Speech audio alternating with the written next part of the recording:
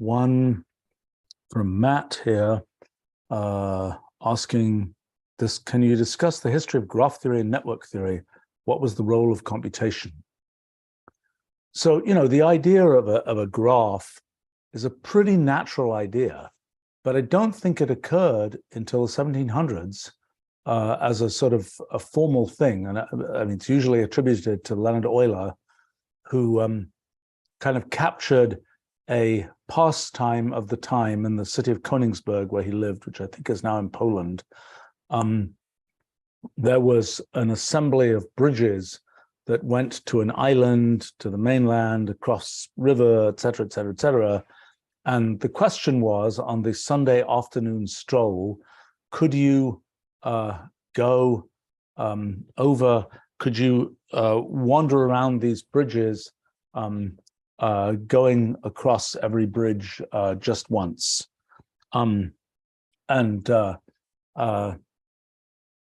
Euler figured out the answer to that, and figured out the answer, I think, was no. And that was kind of, and that's what led to what are now called Eulerian circuits of graphs.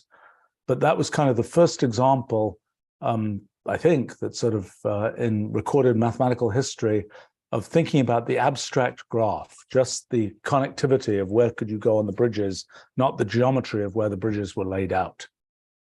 I think, well, let's see, probably by the 1800s, there were a bunch of other kind of similar things. I think Hamilton, William Rowan Hamilton, inventor of quaternions, probably in the 1830s or so, was interested in analyzing this thing. I think he maybe even invented this thing called the Icosian game. I happened to look at this recently. It's a thing where you're interested in, you lay out you kind of lay out the net of an icosahedron, and you're interested in, can you make a path that visits every node on that laid out net. And I guess that led to an alternative, another sort of examination of graphs, and the question of whether you could take a graph and wander around it, visiting the nodes rather than visiting the edges. And I think there's another sort of small appearance of graphs and networks.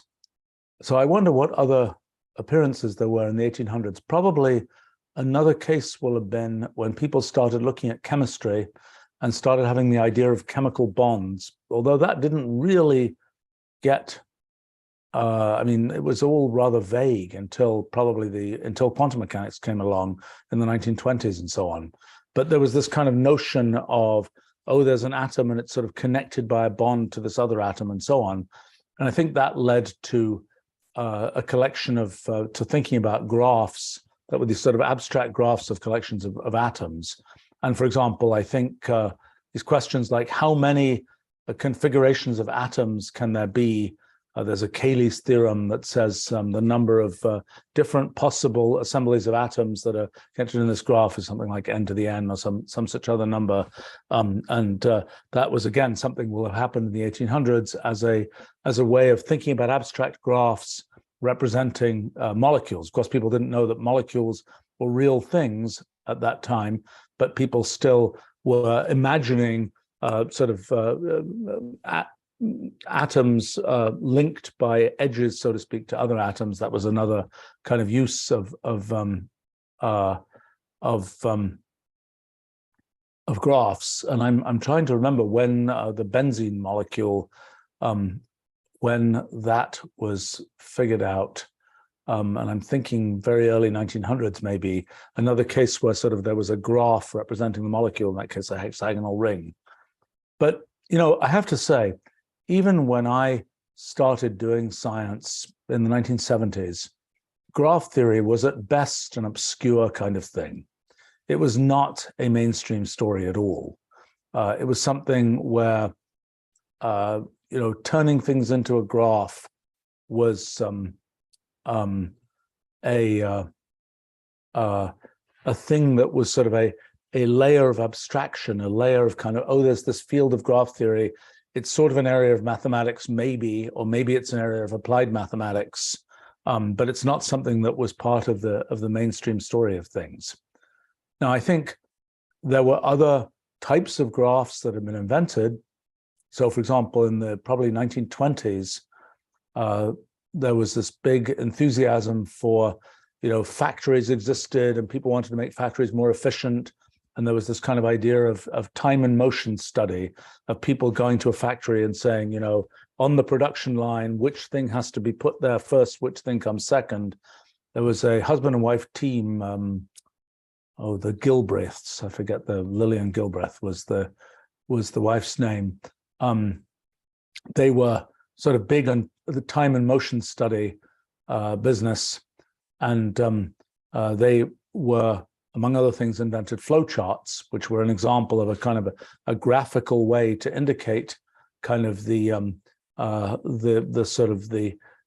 flow of actions and the dependencies of one action on another, kind of the causal dependencies of things. Notably, that couple were famous for being very concerned with efficiency, which led them to have some number 12 or something children, which led to the book by one of their children called Cheaper by the Dozen.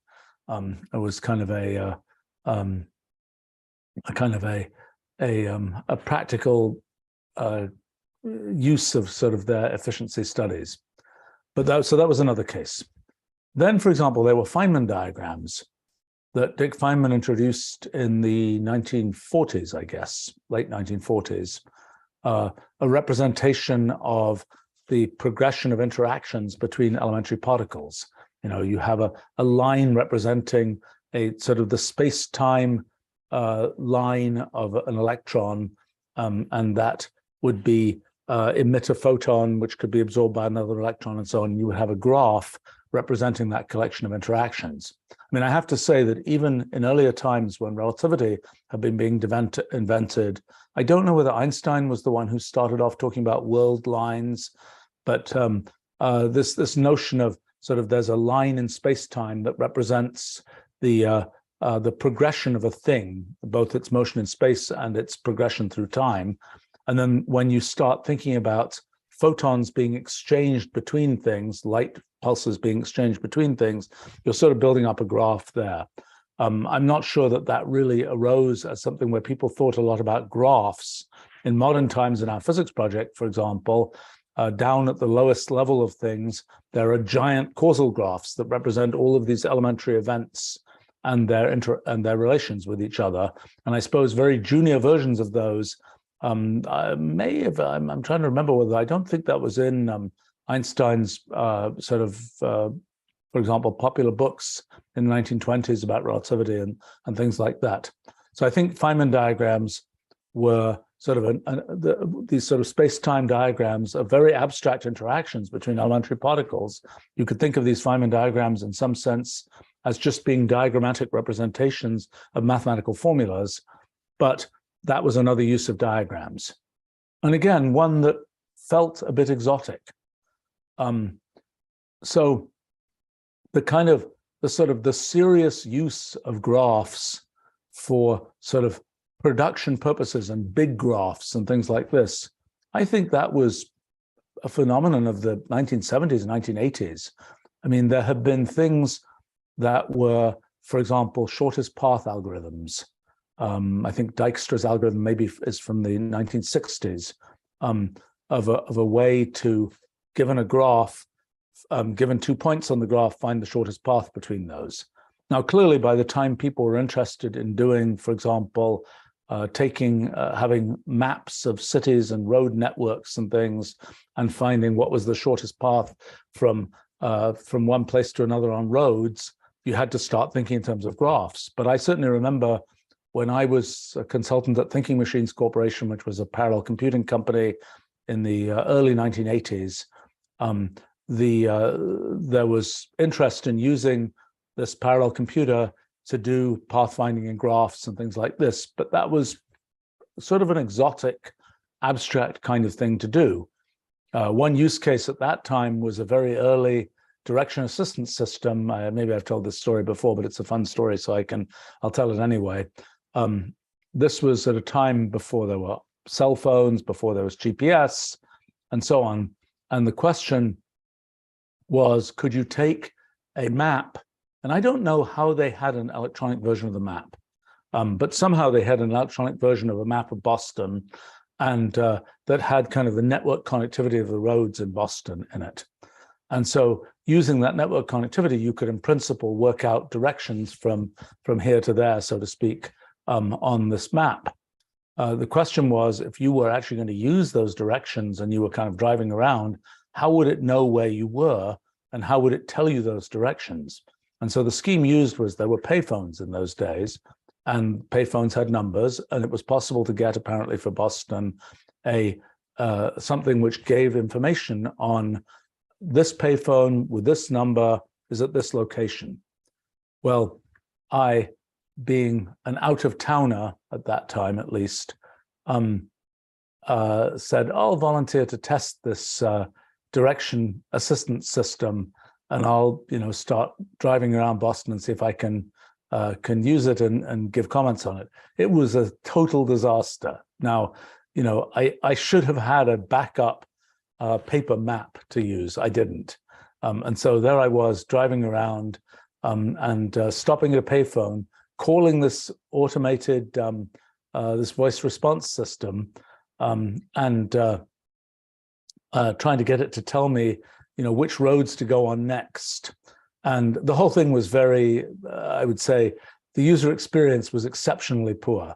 I mean, it probably didn't help that, I hadn't really thought through, I've got to take notes from what I hear about, turn left, turn right, et cetera, et cetera, et cetera. And there wasn't a good way to get that list of, it's, such and such street. How do I have to write that down in my notes, things like this.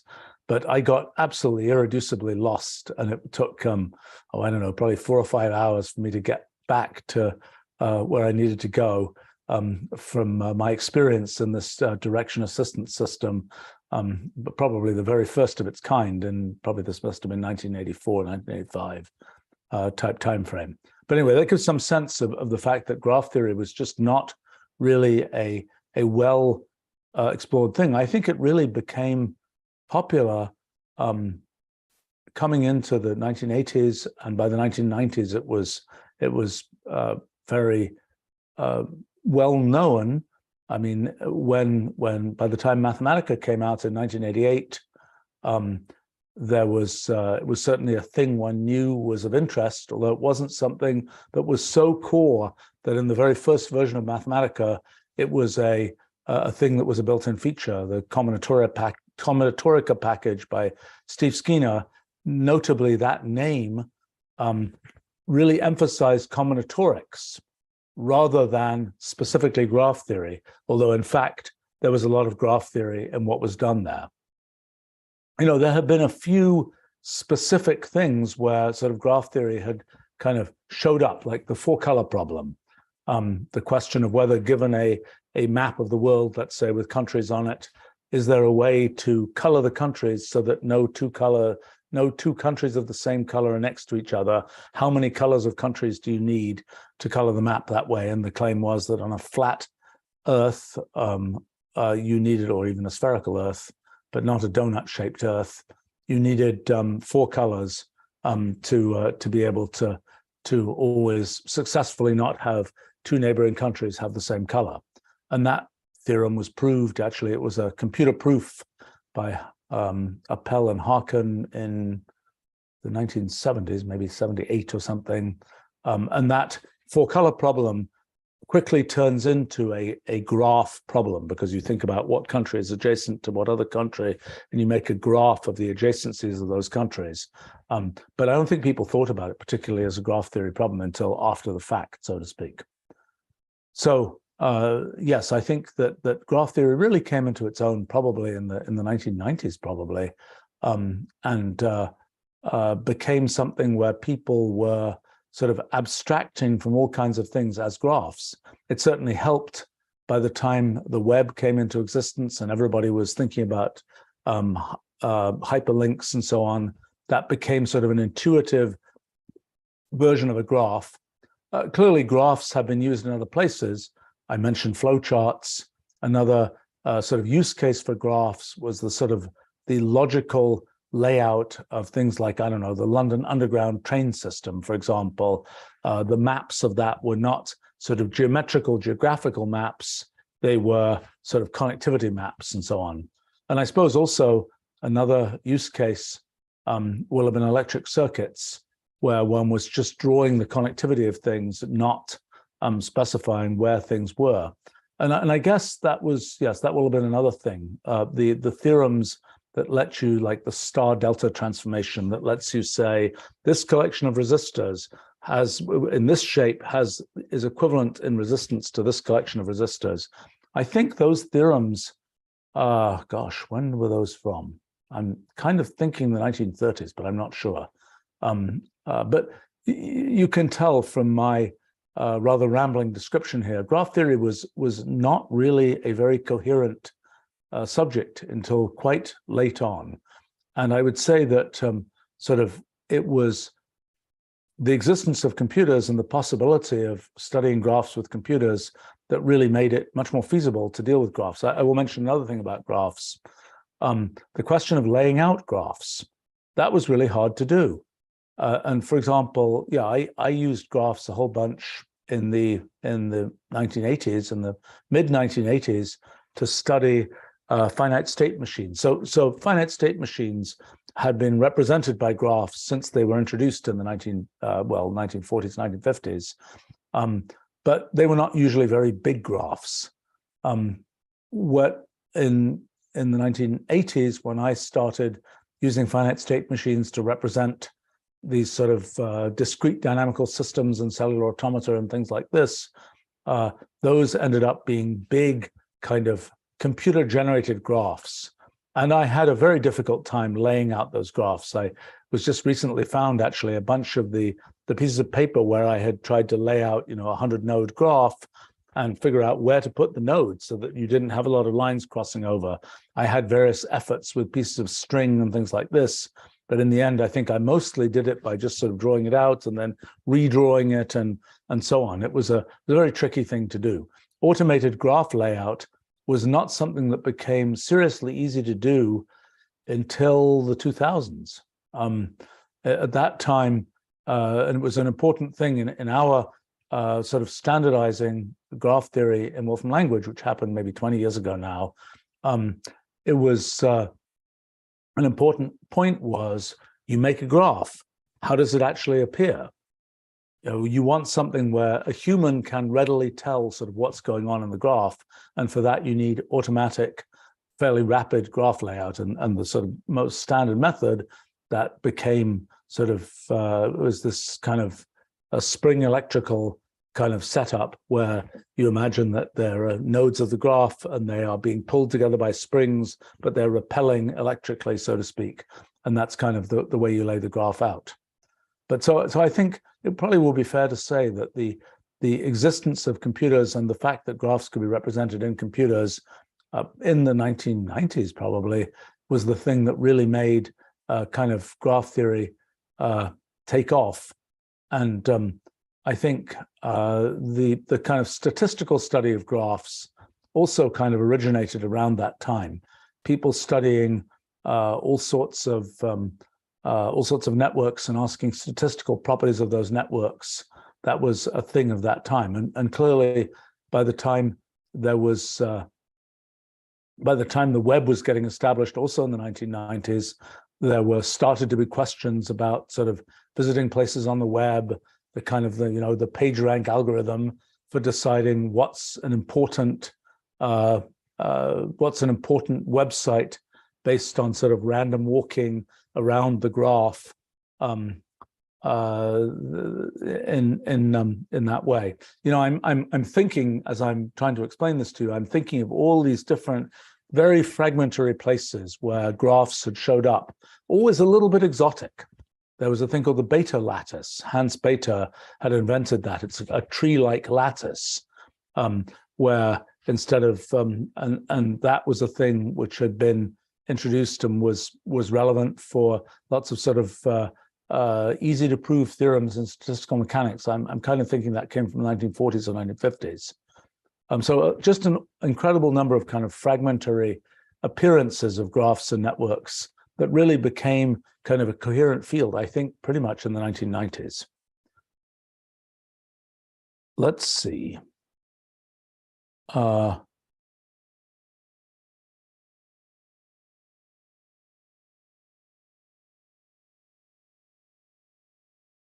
Tori is commenting, so graph theory evolved as a theory after practice, like thermodynamics and steam engine. There was theoretical graph theory, but it was a very minority field. I mean, I think that things like the spectra of graphs, taking the adjacency matrix and finding its determinant, I think that might have been sort of known in principle in the late 1800s, but it was a really obscure thing. I mean, I remember I made use of spectra of graphs in the early 1980s, and it was like, yeah, you could find a book on it, but it was not a mainstream kind of thing. Actually,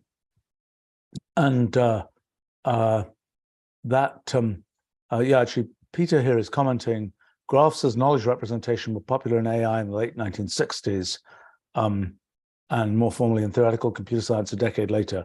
Yes, that's right. That's another use, was people trying to represent, well, let's see. I mean, this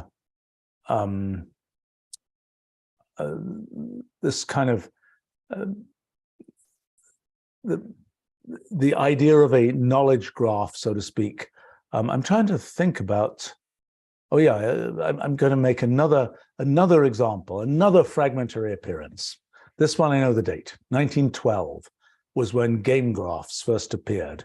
They were introduced by Ernst Zermelo, who was most famous for his role in set theory. People had been studying, what were possible chess endings and things like this, and he said, with a lot of kind of reference to set theory, oh, there's a graph you could make that represents all the possible states of the game. And I think, when people started talking about automated theorem proving, which happened very early in the history of computers, I think there was some awareness that that was kind of a graph-related thing, although I don't think people had drawn. I mean, even when I was first using automated theorem provers in the late 1990s, people were not drawing the graphs that got made by those things. It was still very much of a sort of an algebraic thing behind the scenes. I think people, I think even with relational databases, other kinds of things, yes, I certainly saw graphs being drawn to represent kind of the data structures, the connections of pieces of knowledge and things like that. In fact, the very name I mentioned, the connection machine, its very name came from the idea that there was sort of a representation of knowledge in terms of connections between things as a graph. I had forgotten that.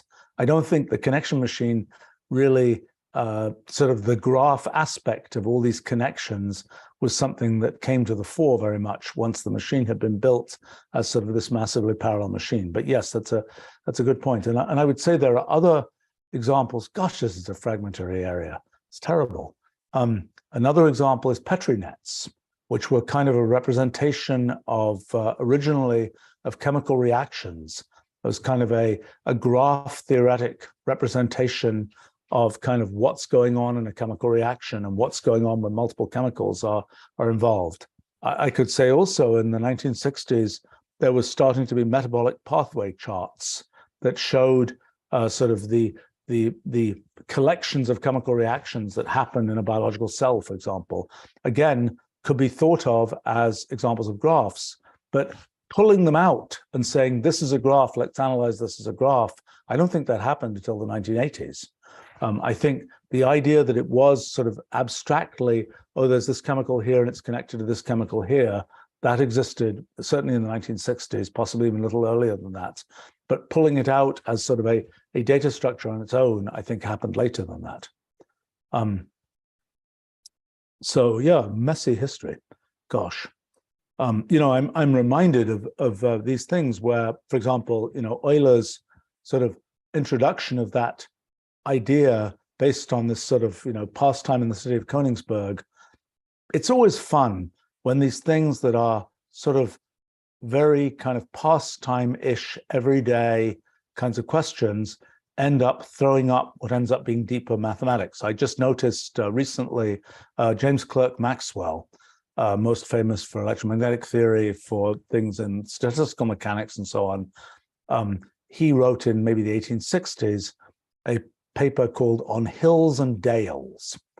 He had this estate in Scotland, and which he like walked around all the time and so on, and it had these hills and it had these dales, valley-like things. And he got curious about what amounts to the graph of, you know, where can you have a peak, where can you have a valley, how are these all connected? Later, that whole question about, you know, what maxima, what minima could exist and so on got called Morse theory in the probably 1940s or something. But Maxwell had already sort of developed that just on the basis of, oh, I'm curious as I wander around, you know, just how many times am I going to go up? How many times do I have to go down? And so on. You know, I'm thinking of yet more examples of graphs. Another one, which I suppose was one that I sort of mentioned a bit earlier, is nets of polyhedra, where you, and things related to that, where you're asking, you know, what, where you have a lattice, for example, and you're asking, what are the nearest neighbors? What's the connectivity of the neighbors and so on? Those are things, certainly nets of polyhedra were pretty well studied by the late 1800s. And people were the kind of, I'm not sure if Kepler, who studied polyhedra a lot, I'm not sure if he drew nets of polyhedra. I think he was more thinking about, you know, polyhedra in 3D, so to speak.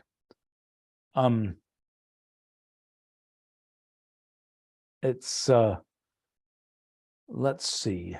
You know, I will say, in terms of graphs, you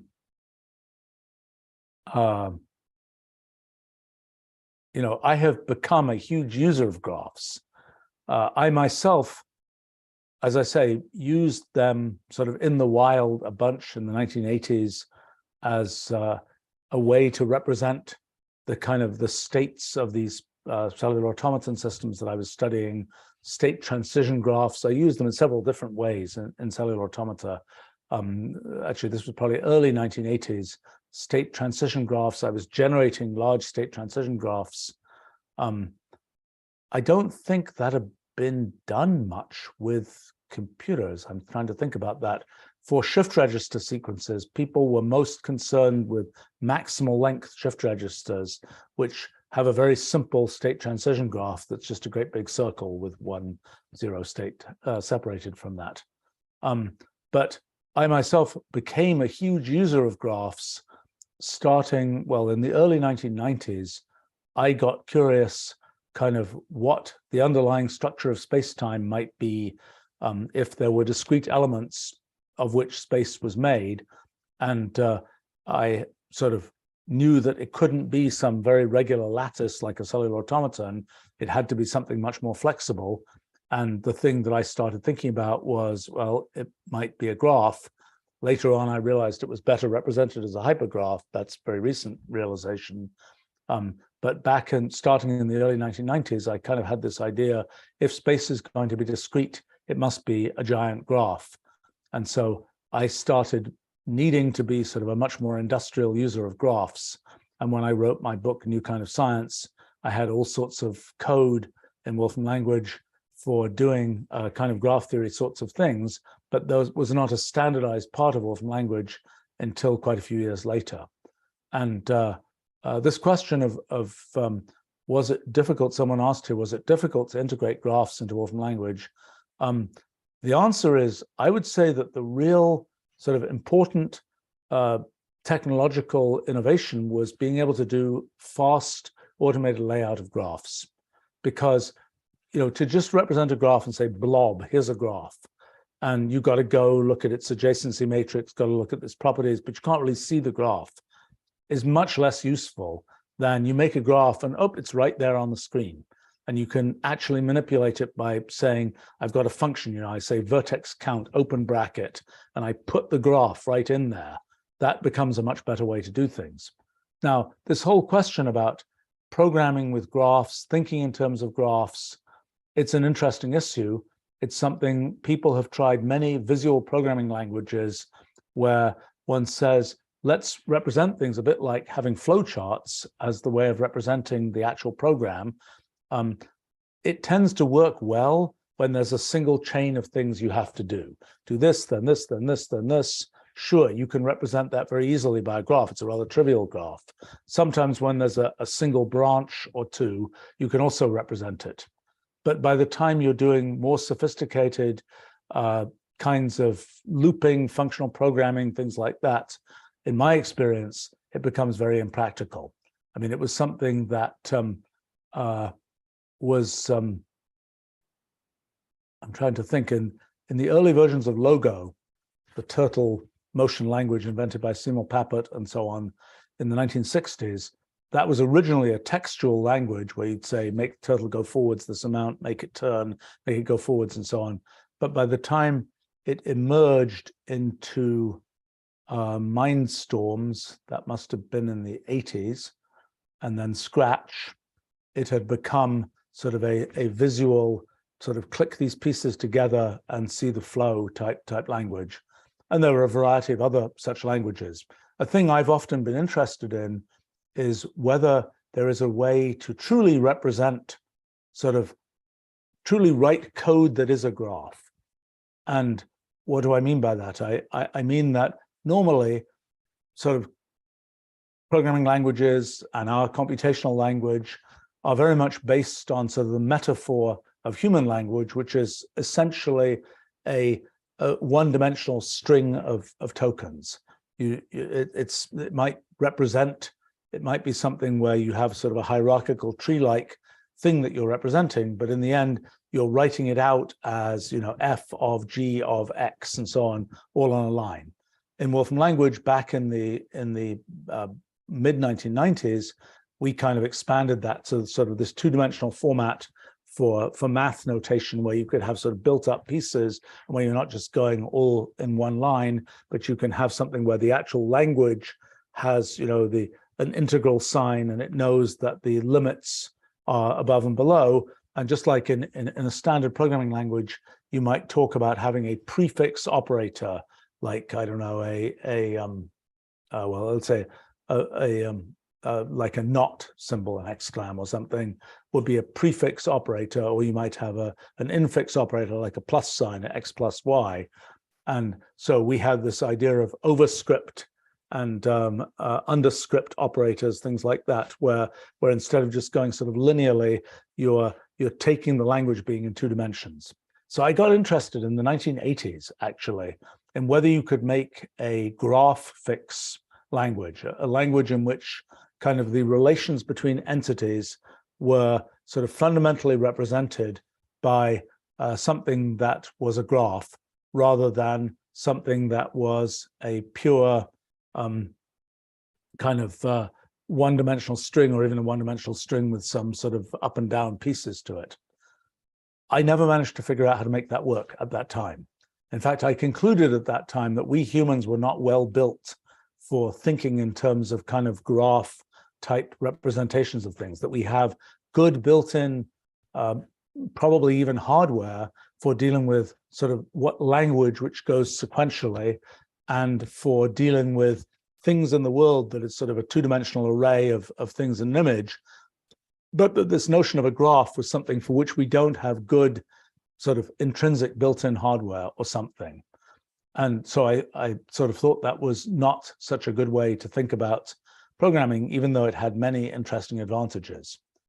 In more recent times, I've sort of come back to this question, because when you are thinking about, well, in our physics project, we're thinking about these giant graphs that represent the causal relationships between all events that happen in the universe.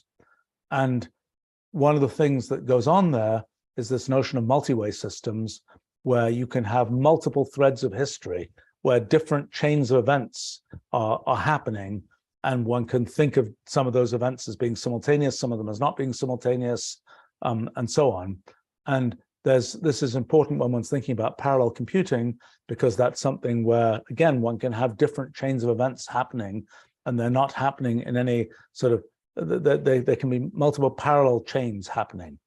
And so I've sort of gotten re-interested in this question of how can you make sort of programming with in the presence of these kind of graphs of connections between things, and have a bunch of new ideas about how to do that are very much based on the fact that we now have a pretty good idea that physics works as sort of a thing that emerges from all these underlying graphs. And so we can start using ideas from physics, like ideas like reference frames and things, to think about how to sort of make these graphs comprehensible to us. You know, there's questions about graphs. It is interesting that particularly with hypergraphs, a hypergraph is, so a graph, you're just taking the nodes of the graph, the vertices in the graph, and you're saying every edge connects two vertices. In a hypergraph, you can have kind of triple hyperedges and things like that, where instead of connecting two nodes together, making a connection between two nodes, you make a sort of simultaneous connection between three nodes and so on. And hypergraphs have shown up in all sorts of places. They're still not very kind of standardized. We still haven't put them as built-in things in Wolfram Language, because there are a bunch of different ways you can think about hypergraphs, and it's not clear what the best one is, and whether it matters, for example, that the hyperedges are directed, ordered, these kinds of things. In our physics project, we think about those hyperedges as just defining relations. That's something very similar to what happens in things like relational databases, where you are dealing with things in terms of hypergraphs and so on, or whether representations in terms of that. But hypergraphs are probably about at the stage today that graphs were sometime in the early 1980s, let's say. They're out there, but they're a little bit exotic. And not yet sort of mainstreamed and standardized. I think but hypergraphs are a very wonderful, flexible representation of lots of kinds of things, including, I think, the space-time in our universe and things like this. But someone was asking here about compiling things to graphs. Absolutely, you can compile things to hypergraphs. And in fact, in one thing we've been looking at recently about multi-computation, the idea is precisely to compile everything to hypergraphs, because hypergraphs have very convenient properties in terms of the causal relations between events that update hypergraphs are very cleanly representable. It's very easy to understand what's a change, what affects what, and so on, when you're dealing with hypergraphs. So that's relevant for those purposes. There's a question here: has anyone formulated Zermelo-Fraenkel set theory in terms of graph theory? Well, okay, so in my fairly recent work on metamathematics, it's a giant graph theory story where the nodes of the graph are theorems. And then you're asking for sort of the derivations of things are connections in this graph. And so, for example, a proof from one theorem derive another theorem is a path through the graph. But in terms of the raw material for set theory being graphs, I don't know of such a formulation, although I think it should be possible to make such a thing.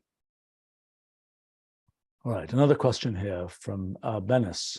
At what point in history did mathematics reach a level where a single individual could no longer learn all known mathematics within their lifetime? You know, I have the impression, let's take some data points. I think Euler probably knew all the math that was sort of going on in his time, and that was in the mid-1700s and so on. I think Gauss in the early 1800s, I don't know. I would think probably, mostly. I would suspect that the time when things got to the point where there were sufficiently many specialized areas that you couldn't really, get your arms around all of math. I think that probably happened in the first few decades of the 20th century. I think that I would even think people like David Hilbert around the end of the 1800s had a pretty good global view of what was going on in math. And certainly when Hilbert presented his 23 problems at the International Congress of Mathematicians in 1900, that was sort of an intended way of kind of sort of touching all these different areas of mathematics.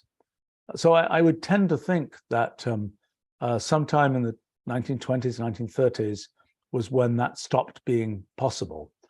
One could sort of pick on particular people and say, did they know all of math at their time? Whether it's G.H. Hardy or whether it's John von Neumann, these kinds of people.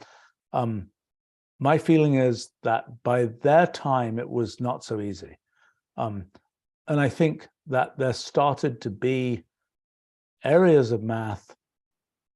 I mean, math had been sort of there had been corners of math, let's say number theory, that really hadn't developed much. Number theory had been almost a recreational area with a few bits and pieces that had been done with that were sort of follow-ons from Pythagorean triples and things like this, and Diophantine equations. But number theory as sort of a major area didn't really come into its own until probably the maybe even the mid 20th century. I mean, there had been sort of contributions to it. Riemann had made connections between number theory and analytic kinds of an analysis, calculus, and so on. That was in the 1860s or 1870s. Then, well, Ramanujan in 1910s was sort of introduced all these kind of, look at this amazing number theoretic fact about, this weird formula for this weird property of numbers, this weird thing about the number of partitions of an integer, things like this. But at that time, that was still sort of a corner of mathematics, an almost recreational corner of mathematics. It didn't become kind of really mainstream, I would say, maybe until the 1950s or even 1960s. I noticed this once because I was actually studying Ramanujan and his kind of practice of sort of doing experimental mathematics, which confused people like G.H. Hardy, who were very much into let's make proofs of everything. Ramanujan was just like, I'm gonna see whether this relation looks like it holds. I'm going to try a bunch of examples, and I'm going to have good enough intuition to know whether it's likely to be sort of globally true. But I was surprised that his work hadn't really gotten much attention around the time it was done in the 1910s and so on. And it had taken quite a few decades before it really started to get serious attention. And that, I think, was a result of the fact that number theory had not been a widely thought about area of mathematics. And I think as these different sort of areas of mathematics, whether it's started to sort of come online, I think that fragmented the field to the point where it was no longer possible to have this sort of universal view of everything that's going on. Now, one can have a pretty good sense of sort of the core of mathematics. Many good mathematicians have that, but I think that there will always be sort of, at this point, there are enough sort of vertical towers of mathematical development that that are quite separated from other ones. I would say that one of the things that's sort of a trend in modern mathematics with things like the Langlands program, for example, is can you pull it all together again? A big discovery from Descartes in the 1600s was the fact that geometry is representable algebraically, the fact that geometry and algebra have a certain equivalence between them. And that was something that really informed a lot of mathematics in the particularly 1800s, I would say.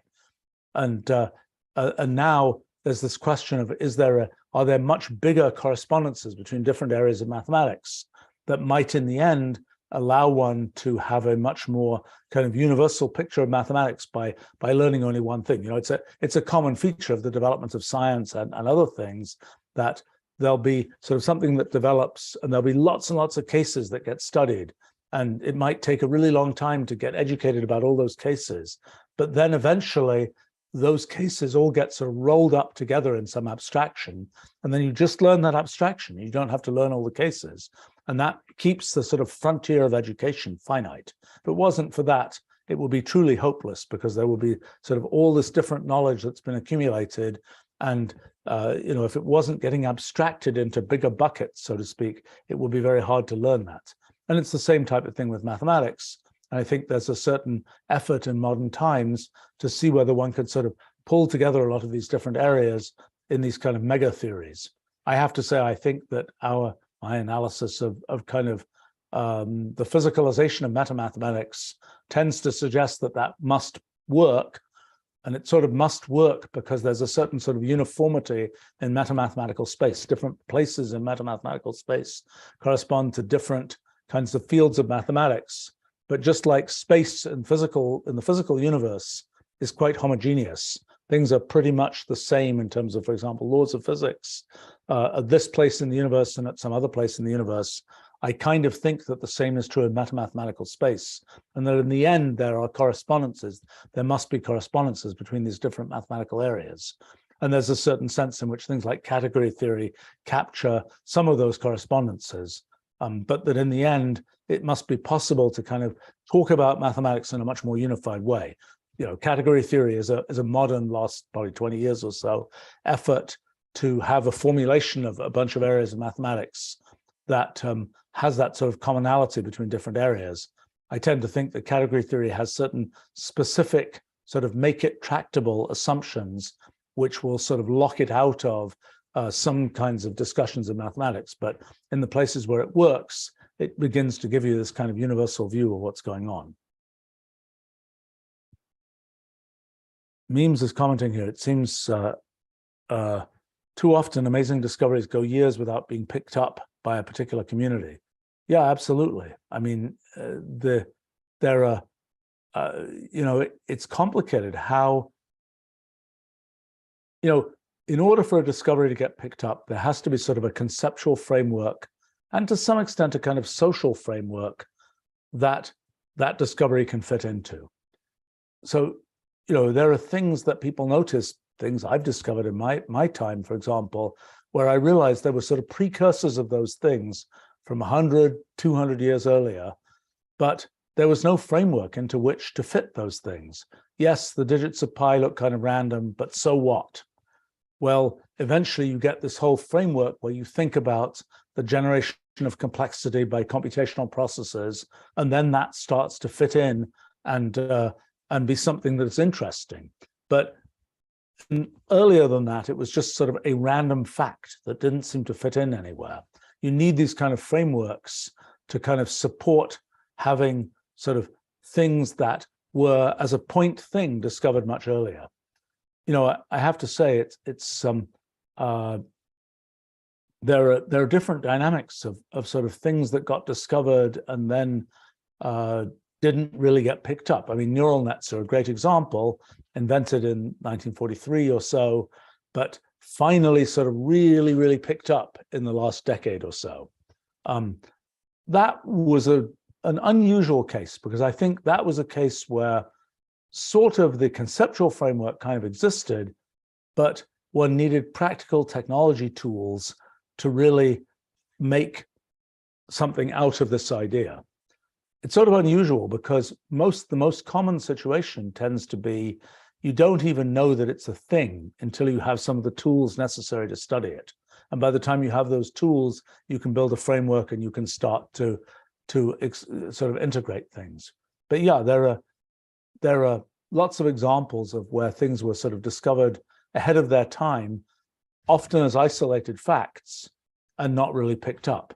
Now, it's confusing when one studies the history of science, because there's a certain tendency, once one understands something in today's terms, in the framework that's been built up, you go back and look and you say, wait a minute, those squiggles that somebody wrote down 1,000 years ago, they remind me of what I now know and what I now understand in this framework. Really, this was discovered 1,000 years ago, because look at that squiggle. And you'd probably be wrong. And probably, if you went back and talked to the person who made that squiggle, and said to them, hey, we've got this modern thing and it works this way, they'd look blankly at you, and because they wouldn't know that modern framework. But even if you go back and sort of probe what they were thinking when they wrote that squiggle, it will be something pretty far distant from what one has in sort of modern times. I mean, this question of sort of communicating ideas across history is a difficult one. And there are ideas that are rather straightforward to communicate. They're things where we've built a tower where we go back and we look, and the tower we built really had the things that were there, let's say axioms from Euclid or something, as bricks in that tower. And there are also places where one looks back and the things one can see are features of human nature, where we can understand them because human nature back in ancient Greek times is no different from human nature today, so far as we can tell. And so that's another place where you can, have that kind of understanding. But when it comes to, I don't know, some thing about computation, where you might say, well, there's sort of an ancient Greek analog of this, let's try to go back and explain that. I mean, like, for example, I don't know, Heraclitus was big on the sort of everything is flow. There is nothing unless there is change, so to speak. I realized recently our modern theory of how space works, physical space works, is just like that. There are all these sort of, we call them eames, these atoms of space, and the way in which there are relations between those atoms of space, the way in which those relations sort of come to exist is by virtue of events that change these atoms of space in ways that are correlated with other atoms of space. So in other words, space wouldn't be a thing. It wouldn't be knitted together as a thing were it not for this sort of continual process of change. But I sort of imagine going back to old Heraclitus and explaining to him the kind of theory that we have now about causal graphs and these slices of causal graphs that make hypergraphs that limit to the structure of space and so on. And the question is, his statement, everything is change, there is nothing without change, so to speak. Could one really have made the connection between these modern ideas and what Heraclitus was talking about? Or is there really sort of an irreducible distance between those kinds of sets of ideas? I'm not sure. I kind of tend to think that there's a fairly irreducible distance, and that it isn't that, you're sort of, you can take the modern idea and you can back project and say, it's cool that there's something that sort of was a shadow of that idea that existed long ago, but in some sense, it wasn't really the same idea. When you ask of a modern idea, can one build a tower on top of that idea? And if the answer is yes, for that idea, but then you go back and say, well, could Heraclitus have built that tower on the basis of what he was talking about? And the answer is no, then you have to kind of think, well, it isn't really the same idea in some sense. Let's see.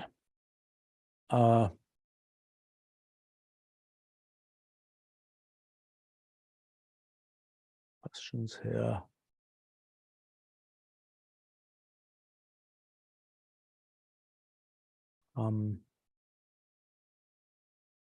Actually, there's a question here very relevant to this from Luis.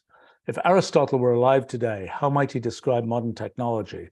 How would one explain modern technology to someone from Aristotle's time?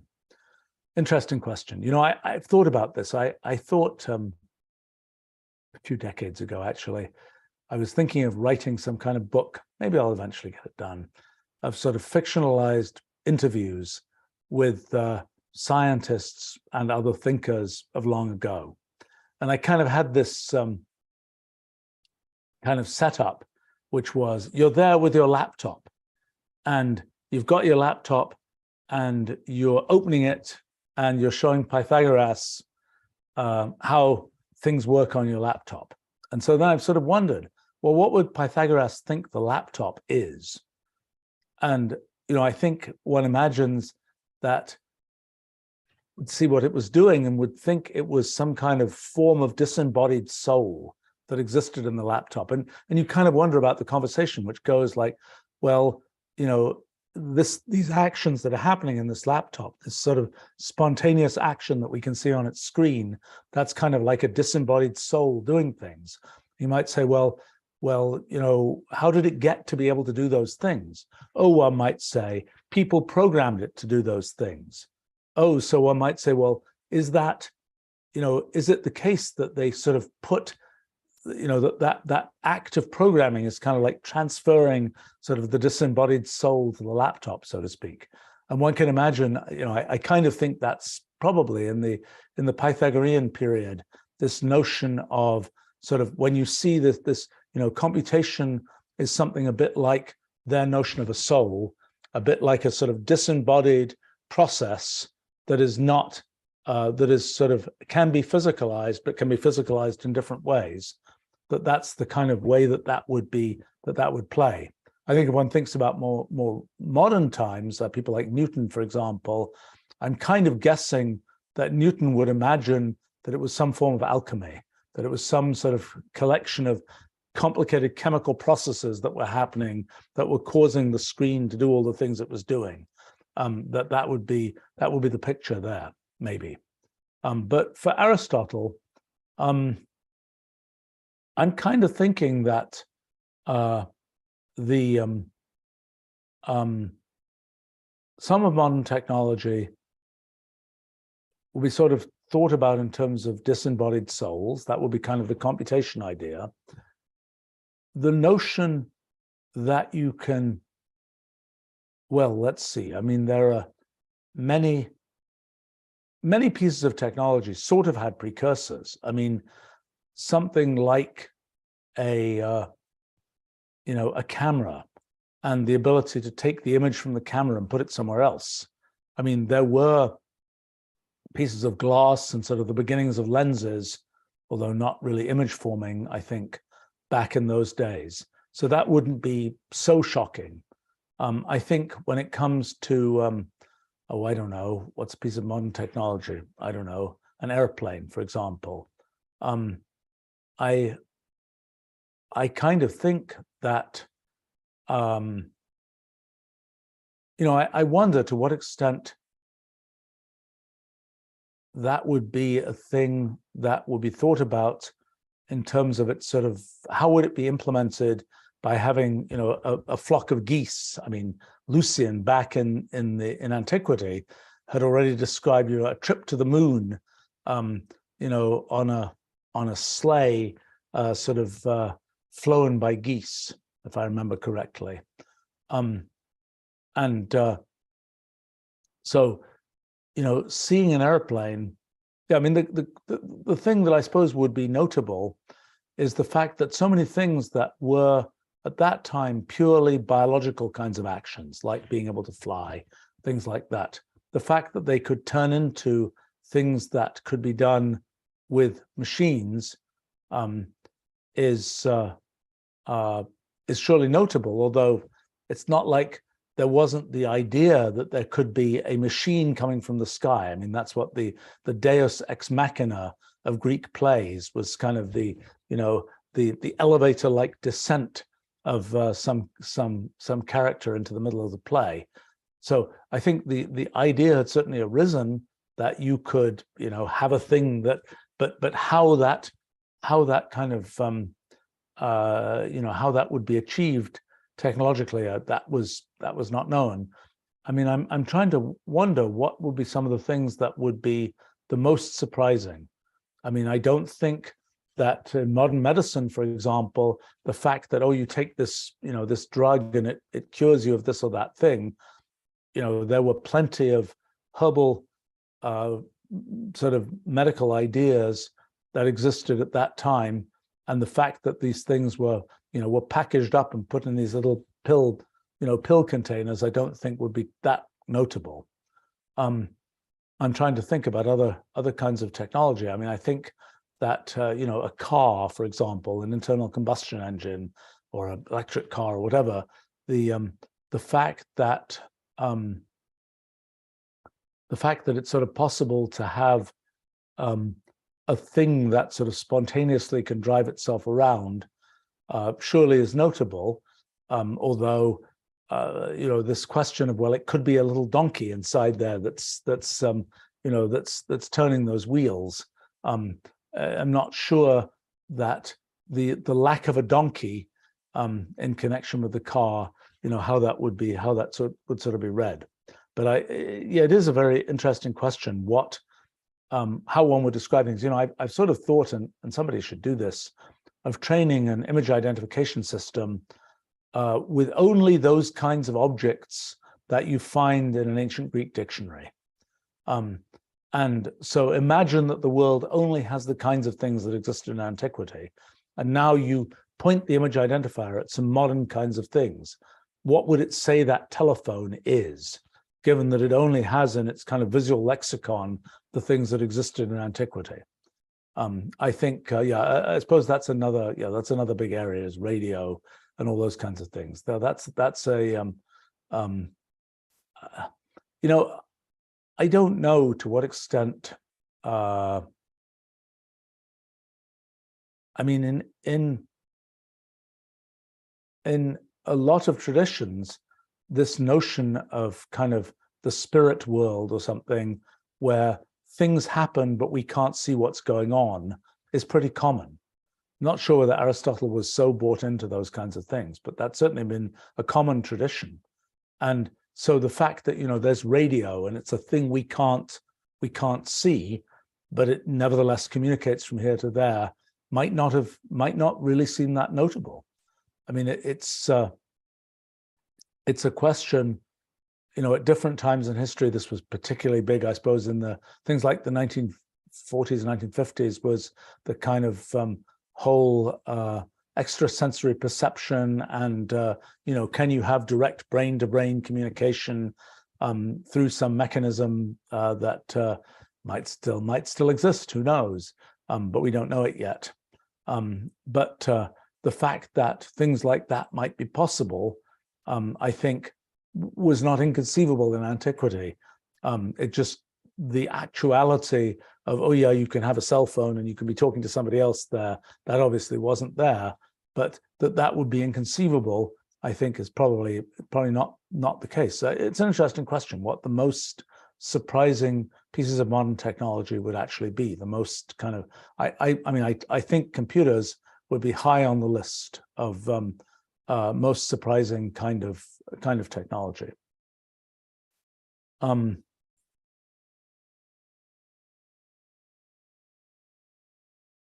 Yeah, it's Spare Parts is commenting, would you say the word soul or spirit was used in the past in much the same way we use the term software today? In some ways, I think computation is kind of the abstract thing, which is the abstract process that goes on in things like brains.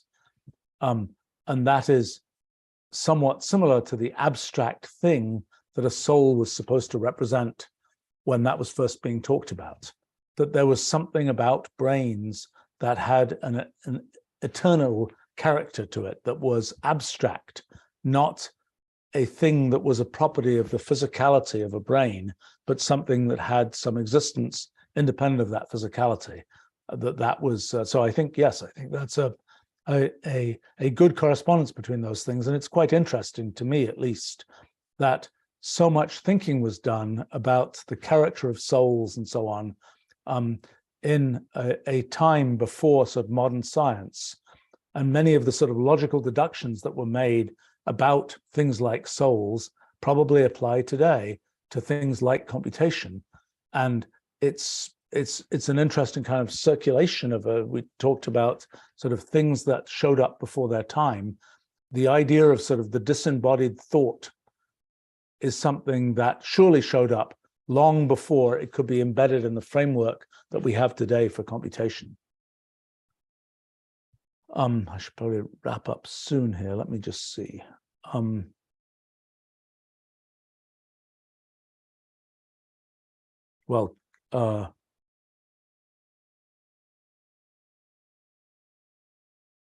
Roku says, why would cell phones be inconceivable?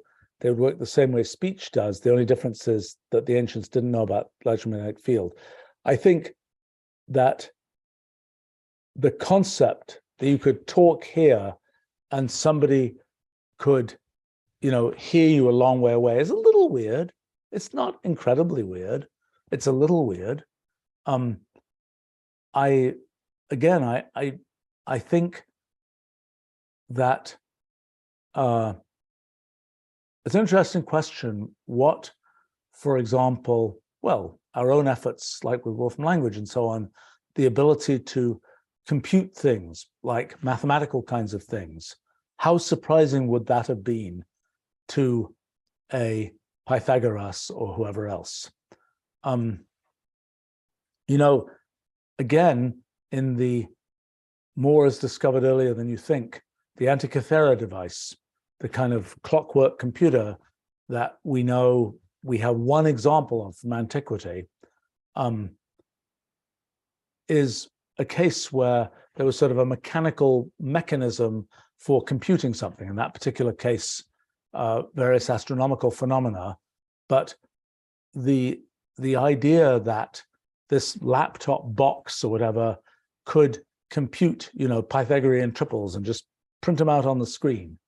We even have a for compatibility with ancient times, we even have a Greek numeral form that you can use where Pythagoras would have been right at home in terms of the way the numbers were represented. And it's like, okay, here are a whole bunch of Pythagorean triples, roll them out quickly. Would that have been notable? I don't know. It's, as I said, I think that the best model that a Pythagoras would have had is this kind of disembodied human soul type model for what was going on in a computer.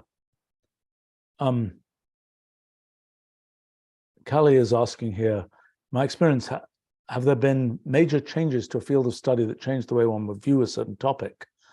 I remember being in school studying astronomy when Pluto was declared to no longer be a planet, and the professor had to adapt their lesson plan in an instant. Yes, there are absolutely things that change how one views a topic. I think, for example, our physics project in time will completely change the way that one talks about space-time and quantum mechanics and so on. Even the things I've done recently on the second law of thermodynamics should be things that are used to explain the second law of thermodynamics from the beginning. It's interesting in all three of those cases, actually, that the way that one explains these things today is much more abstract than what ends up being possible with the kinds of things that have come out of our physics project. It's something where, in a sense, one has to, in that particular area, one has to sort of tiptoe around what's going on, rather than just saying, here, step by step is what's going on. I've seen that actually a bunch of times, that when the foundations of something get better understood, one can start just talking in terms of those much more solid foundations, and it's actually easier to understand what's going on than when one is merely describing kind of this thing floating in the clouds very abstractly without sort of bedrock type foundations. I think that's a pretty common phenomenon that leads to sort of a change in the way that things are presented. Now, there are also just straight sort of new facts that are discovered. And when people were teaching about, genetics before the discovery of DNA, they will have described it a little bit like what I was just talking about. They will have described all these phenomena and all these different details about, we've noticed that when you cross this with that, you get this thing, and there's this rule, and there's that rule, and all these kinds of things. And then new bedrock. We know genetic information is stored in this molecule, and it's stored as digital information.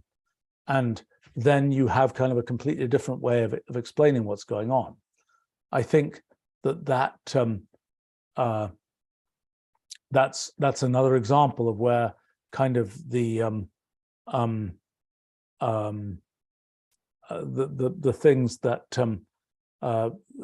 how that works. Now, I'm always amused because biology is a field that's advanced a lot over the last sort of 50-ish years since I kind of learned it in school, and I'm always amused every time I see mention of the Golgi apparatus.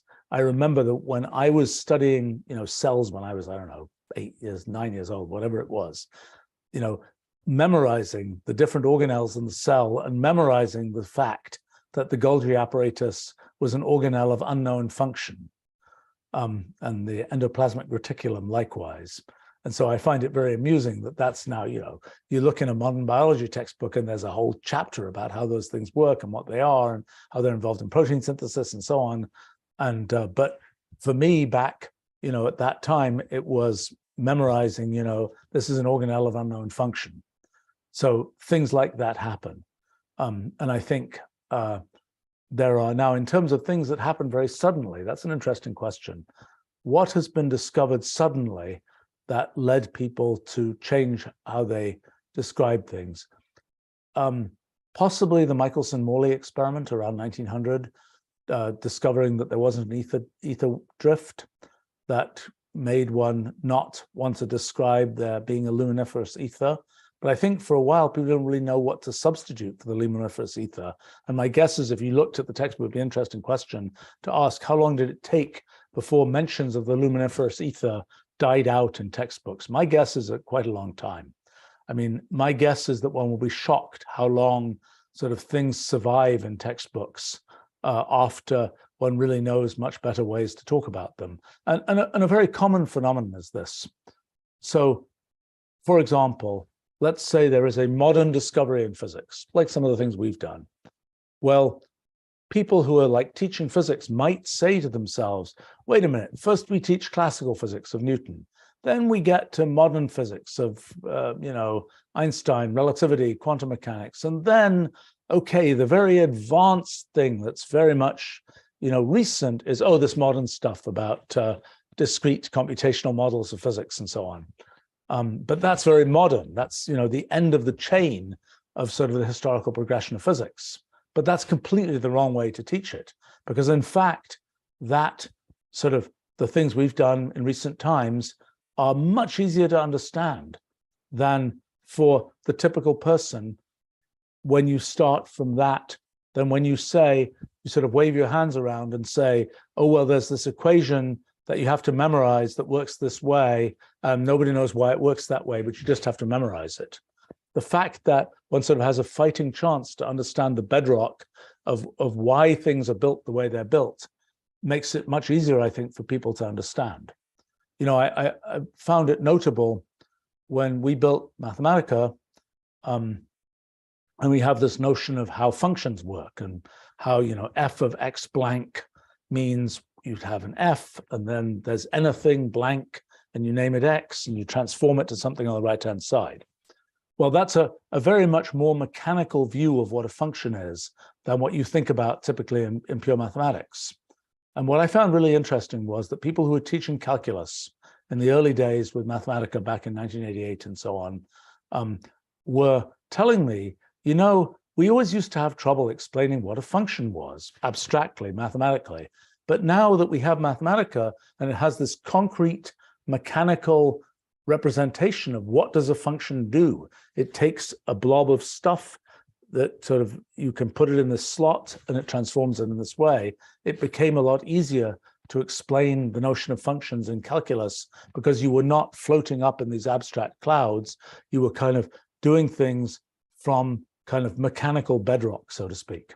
So I think that's a thing which, again, people often get wrong in thinking about teaching. They think the newly discovered knowledge must be taught last because it is the thing, because there must have been a progression of knowledge that led to it, and you have to build that tower to get to the modern thing. But often, if the modern thing has really managed to sort of reset and solidify the foundations of the field, that may be the thing to start from. But that's something that is often got wrong, as I said. Memes is commenting, I wonder what Professor Einstein would have been able to do with Wolfram Alpha. I think when Einstein came to the Institute for Advanced Study in Princeton, he was in 1933-ish, I think. He was already, but it's very famous, and sort of a celebrity scientist and general celebrity. And so he had, a rare scientist who had sort of the paparazzi type folks buzzing around him. But somebody asked him, Professor Einstein, what equipment will you have at the Institute for Advanced Study to help you with your research? And I think he responded, this might be an apocryphal story, I don't know. I didn't really check this, but he apparently responded, the main thing I will have is a garbage can to throw away the paper of all my wrong theories and so on.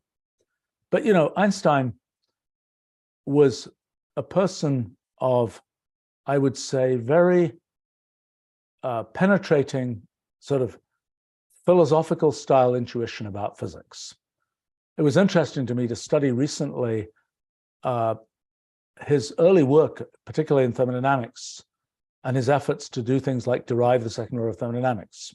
Didn't work. 1903, 1904, was working on the second law of thermodynamics, didn't work out. 1905, he takes some of the same kind of, in a sense, sort of philosophical intuition that he and other people had put into thinking about the second law, and he applies it to sort of the idea of photons, the discreteness of the electromagnetic field, the kind of mechanics and its relationship to electrodynamics and relativity and Brownian motion, all in 1905, and it just works in all those cases. And I think that Einstein was someone who had just this very sort of take it to the bare principles kind of intuition about physics and so on. And I think he could see in many cases there was a kind of mathematical structure that those bare principles revealed. That happened with Brownian motion. It happened to some extent with relativity and things like four vectors. It later happened with quantum mechanics, although he wasn't as involved in that. And it happened in a very large scale with general relativity in 1915, that you could kind of see there's a mathematical structure here. And there's got to, and okay, mathematicians, do you have something that fits into the mathematical structure? And in the case of relativity, Hermann Minkowski showed up and knew about quadratic forms and started talking about four vectors and so on. In the case of general relativity, I think Besso was the person maybe who introduced Einstein to tensor calculus and the whole Riemann's work on differential geometry and things like this. And Einstein was fond of saying that he really wasn't mathematically very sophisticated. And I think he was part of a long tradition of physicists where you can see you need the math, but you got to kind of drag it in from what mathematicians have done and then potentially reform it for yourself and do computations with it. And I think I have no doubt that this sort of ability to compute would have been something that would have been super useful to Einstein. I'm not sure that maybe Einstein was more of a sort of think about the principle of the thing more than a computing kind of person. I mean, people like Gauss and Riemann were very computing oriented. And some of these people were more kind of tech savvy than others. Like Gauss, for example, was tech savvy enough to try and hook up kind of an early proto fax machine based on a telegraph system for his observatory. And he did actual astronomical observations, discovered the asteroid series, for example. It was something. So Gauss was very tech savvy. I think Hilbert was amusingly somewhat tech savvy. I know Hilbert people found it entertaining that the esteemed professor really liked his gramophone. His oh gosh, what is a modern translation of gramophone? Turntable audio thing for people who are too young to know about these things. Vinyl records, little needle runs through the grooves and plays sounds and so on. That was high tech of its time. And actually, I should have, no, I'm being unfair to Einstein, perhaps, because Einstein, when he got his PhD, he went to work at the sort of the then analog of Silicon Valley, which was the patent office at Bern, where he was very much dealing with inventions and particularly refrigerators and things like that, which were the, refrigerators were probably the large language models of their time, so to speak. That was so I think Einstein would he have used a computer? Did Einstein could have used a mechanical calculator, and I wonder if he did. I don't know. Certainly von Neumann did. I think I know that Gauss did a lot of hand calculation, which he didn't publish in his papers. He just calculated things on the side, like the number of primes and so on in a particular interval, things like that. It is an interesting question. Which of those folk would have really embraced using tools and how quickly they would have done so? I mean, my observation in modern times, and I should close with this, my observation is from just looking at people who use the tools that I've been involved in building, it is a very nice stratum of the kind of high end of the research community. It is a really notable thing that, it'll turn out there's somebody who's a big user of our technology, and, that's sort of all I know about them. And it will turn out, oh, actually, they're a leading person in their field. And maybe the not so leading people don't use our technology. And I think it's correlation, not causation, perhaps.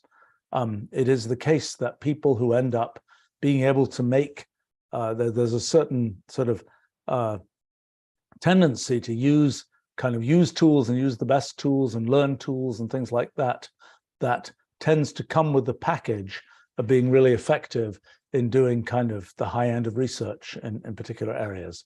And I've just noticed that correlation really quite dramatically. It's really quite almost amusing to me, because I'll know people just because they happen to be big users of our technology and will really not happen to know anything about the field that they work in. And then I'll discover, well, actually, they're a leading person in that field. And it's sort of a remarkable correlation. Anyway, I should wrap up there, and I think go back to my day job. And I think I have another live stream actually coming up in just a couple of minutes here. But thank you for a bunch of interesting questions and comments today, and look forward to seeing you another time. Bye for now.